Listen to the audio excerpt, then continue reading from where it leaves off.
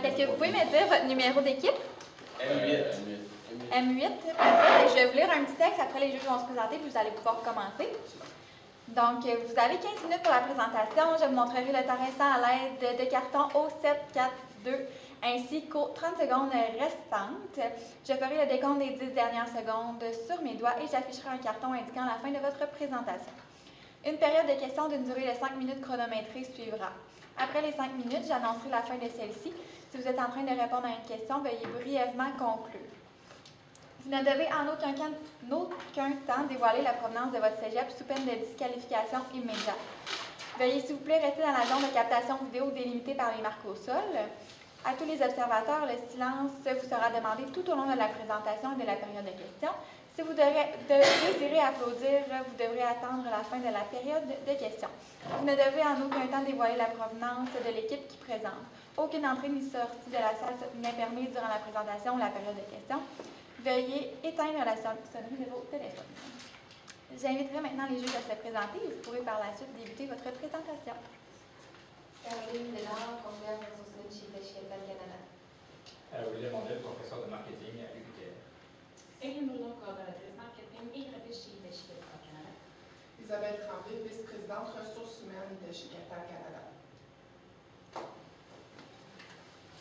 Donc, bonjour. Nous nous présentons, nous sommes la compagnie SER, parce que tout le monde sait que le marketing, ça sert. Donc, je me présente, on s'est déjà rencontrés, on s'est serré la main. Je suis Elliot, Samuel, Rémi. et aujourd'hui, nous allons vous présenter notre plan marketing qu'on développe pour la compagnie Hitachi Capital Canada. Donc, notre mandat, comme indiqué, le but, c'est d'améliorer la marque employeur au Québec. Dans le fond, c'est le but de notre mandat, et non de vendre le produit, mais de vendre l'entreprise. Notre but de communication, ça serait de modifier la perception de l'individu. Qu'est-ce que ça veut dire? Ça veut dire que nous, on veut que l'individu comprenne c'est quoi Hitachi, parce qu'en ce moment, dans le fond, dans notre étude de cas, on a vu un genre de comme petit dialogue entre deux personnes, on n'a pas des noms, puis dedans, on a compris que les gens pensent associer Hitachi au moteur, puis à une batterie, une télévision, c'est ça, une télévision. Fait que nous, on s'est dit, OK, mais Hitachi, c'est vraiment plus que ça qu'on a pu voir. Fait que notre objectif, c'est de dire aux gens qu'Hitachi, c'est vraiment plus que juste un moteur puis une télé. Dans le fond, pour l'analyse FFOM, dans le fond, les forces internes de l'entreprise, dans le fond, leur club, il y a le club social et le club sportif, ainsi que, comme vous disais plus tôt, il y a beaucoup de diversité dans l'entreprise. Dans le fond, pour leur faiblesse aussi, la perception de la marque n'est pas bien indiquée, ainsi qu'il y a seulement 2 employés en marketing. Pour les opportunités en lien avec les faiblesses de l'entreprise, c'est pour faire pour les opportunités, faire découvrir l'entreprise et puis avoir plus d'employés en marketing pour mieux faire connaître la marque. Et les menaces, dans le fond, c'est surtout la concurrence entre des entreprises, comme Hitachi pour la finance.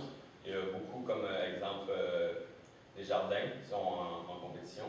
Et ainsi que la main-d'œuvre, surtout pour aller chercher de nouveaux employés, vu que, exemple, comme je disais plus tôt avec Desjardins, la main-d'œuvre est la même, ont les mêmes objectifs et ont les mêmes qualifications scolaires. Donc, la clientèle cible de notre étude de cas, c'est vraiment la génération Z. Donc, la génération Z, c'est les jeunes qui sont nés entre 1995 et aujourd'hui, ça continue encore. Donc, ces jeunes-là commencent à finir le cégep et sont même déjà à l'université, certains. Et c'est vraiment les hommes et les femmes qu'on vise. Ces jeunes-là aiment beaucoup la technologie. Ils passent beaucoup de temps sur leurs réseaux sociaux, répondre à des emails, ils ont souvent un téléphone portable, tout ça. Ils sont souvent nouveaux diplômés, puis ils se recherchent une première carrière professionnelle. Donc, ce que je dis par chercher une première carrière professionnelle, c'est un vrai emploi qu'ils vont garder pour plus que juste un emploi étudiant. Ce qui était un problème dans les statistiques qu'on a pu constater, c'est que 6 des 182 employés de Hitachi Capital Canada étaient des jeunes de cette génération. Puis ça a posé un problème du fait qu'il n'y en a pas beaucoup et c'est la relève, c'est des gens qui vont arriver d'ici quelques années sur le marché du travail. Dans deuxième clientèle cible, c'est vraiment plus secondaire, ça serait la génération Y, ceux qui sont nés dans les années 80-95. Ils ont déjà une expérience professionnelle, fait qu'ils ont déjà ils savent déjà qu'est-ce qu'ils veulent faire, puis ils ont déjà une carrière en vue. Puis ils seront bien évidemment diplômés. Pourquoi on recherche aussi ces clients-là, ces clientèles cibles-là? C'est parce que déjà dans l'entreprise, il y a 106 personnes qui sont de cette génération-là.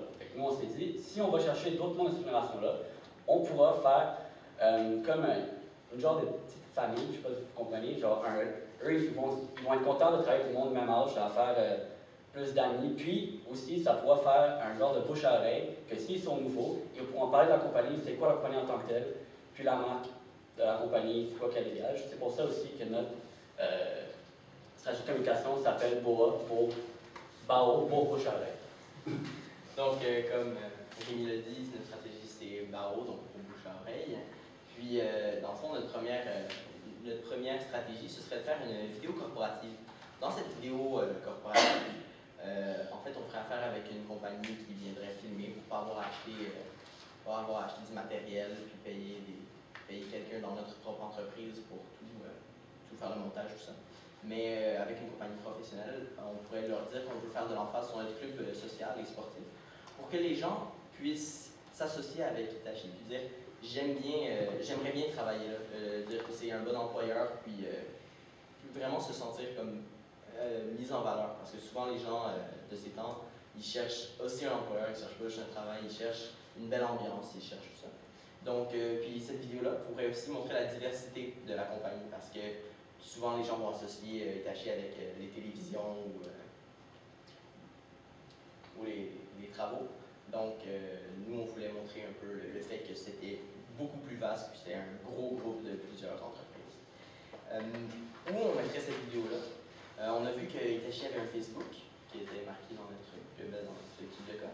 Puis, on mettrait en ligne la vidéo sur une chaîne YouTube, puis on mettrait des petits teasers, des petites capsules vidéo pour montrer que notre vidéo est un peu punchée et que tout est beau.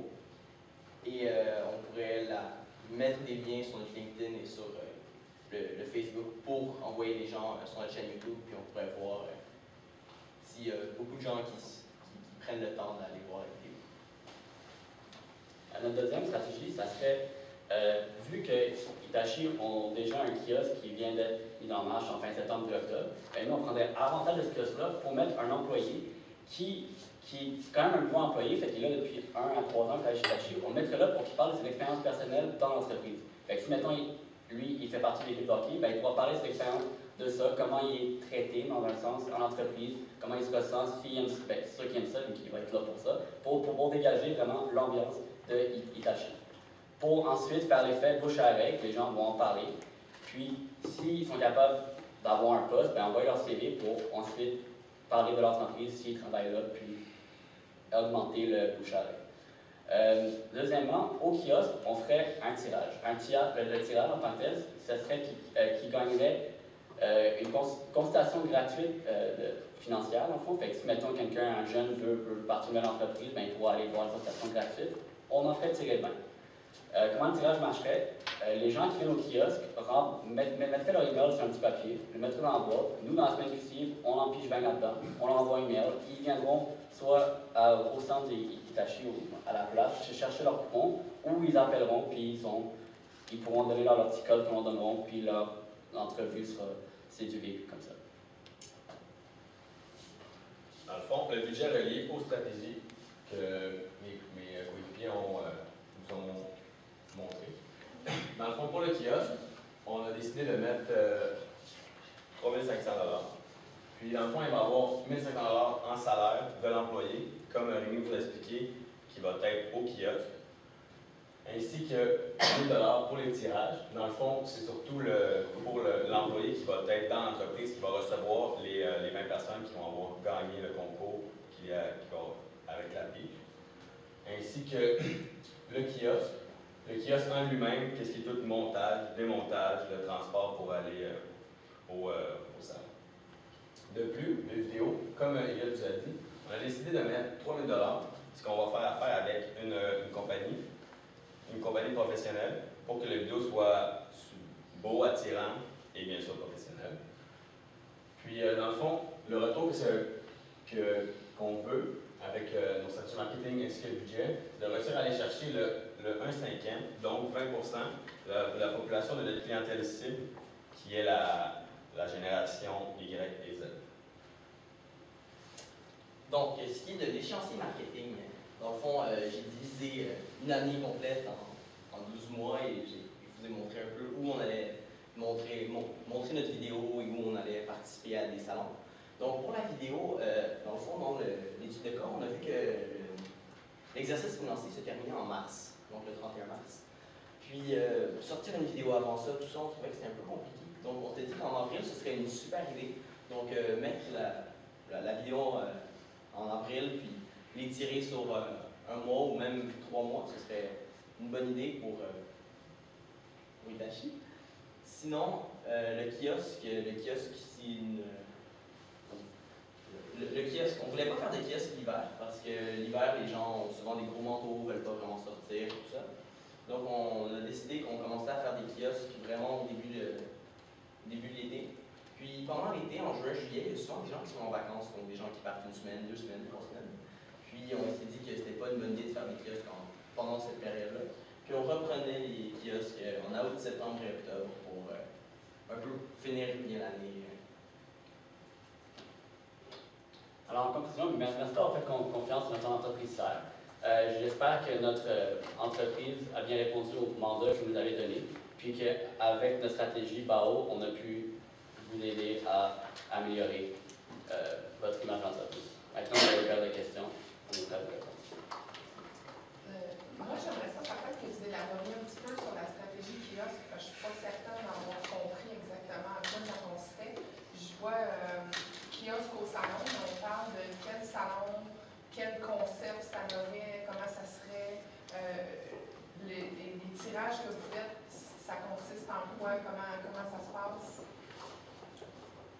Donc, pour le kiosque, nous, on avait vu une photo du kiosque à la fin de l'étude de cas, il y avait une photo du kiosque, mais en noir et blanc. Ça n'avait pas l'air super attirant, je ne sais pas si c'était pas beau, mais... Mais en image en noir et blanc, moi, ça ne me donnait pas nécessairement envie d'y aller. Oui, je m'arrêterais quand même, mais dans un salon comme un salon d'entrepreneuriat ou même un salon, il y a souvent des salons dans les cégeps pour des rentrées scolaires ou des visites portes ouvertes. Puis, je trouvais que ce serait quand même quelque chose de bien de faire un kiosque qui était punché, de faire affaire avec quelqu'un, pas un designer, parce que c'est pas vraiment ça, mais quelqu'un qui s'occupe de faire valoir vraiment le kiosque pour que les gens soient attirés et que justement ils participent au concours qui réalisait comme une adresse courriel. Puis que nous, on a compris que si vous offriez des services aux entreprises, de crédit, tout ça. Donc, on offrait aux gens de faire une consultation, même leur parler de leur projet, voir si c'était réalisable. Puis le prix en question, ce serait quoi? Une consultation gratuite. Consultation gratuite, OK. Pour revenir au kiosque, très opérationnellement, comment vous envisagez je sais pas, des tables, des chaises, est-ce que des écrans tactiles, visuellement, là, c'est ça, si vous deviez le décrire. Dans le fond, comme Elliot a dit, on a vu que c'était pas trop attrayant. Nous, c'est sûr qu'on voulait qu'il y ait plus de couleurs pour attirer l'œil, ainsi qu'avec le tirage, on pourrait que la boîte soit d'une couleur flash ou quelque chose pour que le monde soit attiré à venir. Le monde sont beaucoup attirés par les tirages. On s'est dit une table, puis on trouvait que c'était plus professionnel que les personnes soient debout, comme avec la personne qui va être là pour représenter l'entreprise. Donc on a décidé d'une table, puis on pourrait avoir, comme sur la photo, il y avait des banderoles qui expliquent un peu qu'est-ce qui est Hitachi. Puis ça vaut beaucoup pour que ça punch à l'œil et que le monde soit attiré à venir. Puis même pendant notre période de discussion, on a réfléchi, puis avoir un écran qui jouerait la vidéo, justement la vidéo qu'on aurait fait avec une compagnie, ça pourrait permettre aux gens qui passent juste comme ça de ne pas nécessairement lire toutes les grandes lignes, mais vraiment voir une petite vidéo, puis ça va quand même jouer dans leur tête, puis faire « Ah, c'est intéressant, puis la vidéo est professionnelle et punchée, ça va leur donner le goût d'écouter plus la vidéo, de se renseigner. » Il y aurait quoi dans la vidéo? Ben, en fait, c'est ça.